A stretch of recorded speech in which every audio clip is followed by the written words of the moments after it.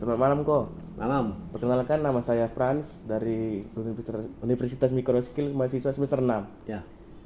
Saya ingin mewawancarai Koko terkait kerukunan beragama. Apakah Koko berkenan? Berkenan. Boleh perkenalkan dirinya dulu? Oke, nama saya Robert. Nah, saat ini saya dipercayakan sebagai tim leader di A Young Leader saat ini. Oke Ko, untuk pertanyaan pertama ya Ko. Apa yang diajarkan umat Kristiani tentang perbedaan antar umat manusia? Eh, Sebentar gimana? Apa yang diajarkan umat Kristiani tentang perbedaan antar umat manusia? Mungkin mungkin gini, kita mungkin nggak pernah diajarin demikian, tapi satu hal yang kita diajarkan bahwa kita semua eh, ya harus saling satu sama lain harus saling mengasihi, satu sama lain harus saling menerima, sama seperti firman Tuhan, ya kasihlah sesama kita sama seperti kita mengasihi diri kita sendiri. Jadi apapun itu ya semua bisa dibicarakan, semua pasti ada solusinya, dan semua pasti akan mendatangkan damai, sejahtera, dan sukacita. Itu yang Tuhan kita ajarkan. Untuk pertanyaan kedua nih Ko. Bagaimana cara kita membina kerukunan dengan orang yang berbeda agama menurut ajaran Kristen? eh Ya kita harus memiliki kasih agape, ya mengasihi seseorang itu dengan menerima apa adanya, terus juga saling mengasihi, dan juga ya ya sama seperti firman Tuhan, kasihlah sesama kita sama seperti kita mengasihi diri kita sendiri. Itu mungkin yang bisa kita lakukan sebagai umat Kristen, ya supaya supaya terciptanya kerukunan tersebut. Oke Ko, itu saja yang ingin saya tanyakan Ko. Terima kasih waktunya Ko. Sama-sama. Oke, selamat malam Kak. Perkenalkan nama saya Franz Bode Siombing, mahasiswa Mikroskill semester 6. Saya ingin mewawancarai Kakak 2 pertanyaan Kak, apakah Kakak bersedia? Boleh. Sebelumnya boleh perkenalkan namanya Kak? Kenalkan, nama saya Claudia Sumpotan. Sekarang ini lagi sementara vikaris di GPB Philadelphia Medan. Untuk pertanyaan pertama nih Kak, bagaimana konsep kerukunan antar umat beragama dalam ajaran Kristiani? Konsep kerukunan agama. Ya. Ya, kalau saya boleh kaitkan dengan Indonesia. Boleh. Oke. Kembali lagi bahwa Indonesia tentu kita tahu ya ada 6 agama. Ya, kita memiliki keberagaman agama, dan di dalam kekristenan sendiri kita diajarkan untuk bisa saling menghargai. Dalam artian kita bisa memiliki karakter yang inklusif, tidak menutup diri terhadap keberagaman yang ada di Indonesia, melainkan bagaimana kita bisa terbuka terhadap perbedaan-perbedaan yang ada. Untuk pertanyaan kedua nih Kak, bagaimana ajaran Kristiani mencegah terjadinya konflik akibat perbedaan agama? Bagaimana kekristenan mencegah konflik? Itu kembali lagi, landasan kita adalah kasih. Ya. Kalau kita lihat dalam Matius pasal 22 ayat 37 sampai 40, di ayatnya yang ke-39 dikatakan kasihilah sesamamu manusia. Itulah yang menjadi acuan kita sebagai orang Kristen, bagaimana kita bisa menghidupi kasih di antar sesama manusia, terutama dalam kerukunan agama, ya. Agar apa? Agar kita bisa menghindari konflik-konflik yang ada.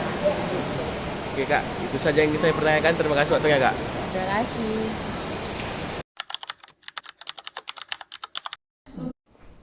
Selamat sore Pak. Sore. Perkenalkan nama saya Franz Poda dari Universitas Mikroskill mahasiswa semester 6 Pak. Nah, oke. Kebetulan saya ada tugas untuk wawancara, apakah Bapak bersedia? Oke, saya bersedia. Boleh Bapak perkenalkan diri dulu? Nama saya Pendeta Ervin Noderius Robi, saya pendeta di Gereja Amin. Saya asal dari Nias. Oke Pak, terima kasih. Kita mulai ya Pak ya. Saya akan lemparkan 2 pertanyaan Pak. Untuk pertanyaan pertama, bagaimana konsep kerukunan antar umat beragama dalam ajaran Kristen? Kerukunan itu kan sebenarnya sudah dijabarkan ya dalam, khususnya dalam dalam kitab Alkitab, bahwa memang umat Kristiani itu kan dipanggil untuk menjaga solidaritas bukan hanya bagi agama Kristiani tapi juga bagi umat yang lain. Jadi artinya bahwa memang umat Kristiani itu tidak dipanggil untuk kemudian hidup secara sembrono atau sembarangan, tapi mereka dituntut untuk saling mengasihi dan juga saling memperhatikan satu dengan yang lain. Terkait dengan isu-isu yang baru mungkin sudah kita dengar ya, jadi akhirnya bahwa memang kasus itu kan akhirnya bahwa Gubernur Jawa Barat itu menyumbang uang kan. Mungkin kalian tahu bahwa Gubernur Jawa Barat menyumbang 100 juta. Tapi yang pemilik villa itu akhirnya kan menyumbang ke ada musola. Jadi sekali lagi bahwa esensi kerukunan umat Kristiani itu ya sebuah panggilan.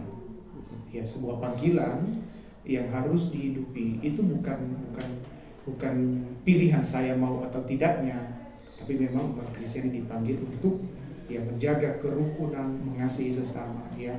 Itu juga Tuhan ajarkan bahwa kasihlah musuhmu.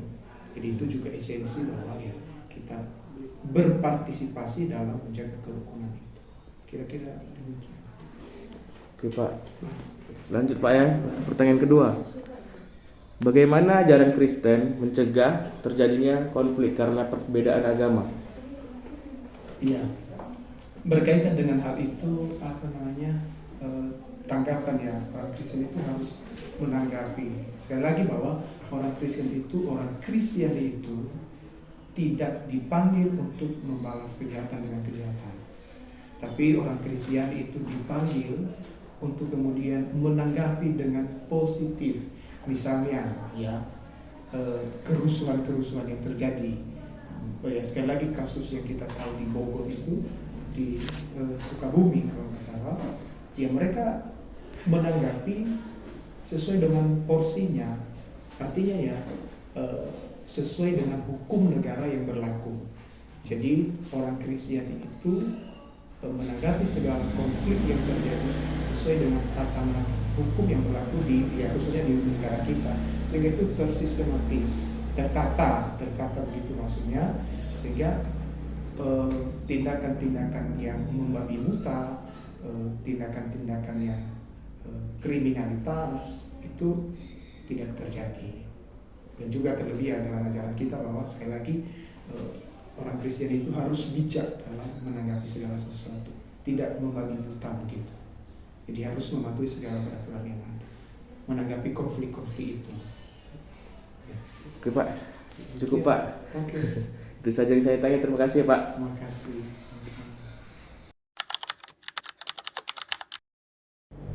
Selamat sore Bante. Selamat sore.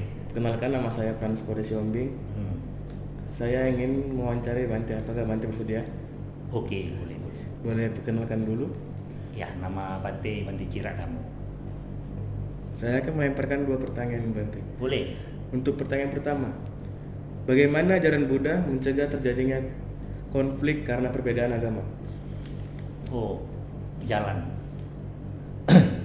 Cara Buddha mencegah konflik itu dengan tidak adanya perbedaan, menganggap bahwasanya semua orang, semua makhluk itu sama.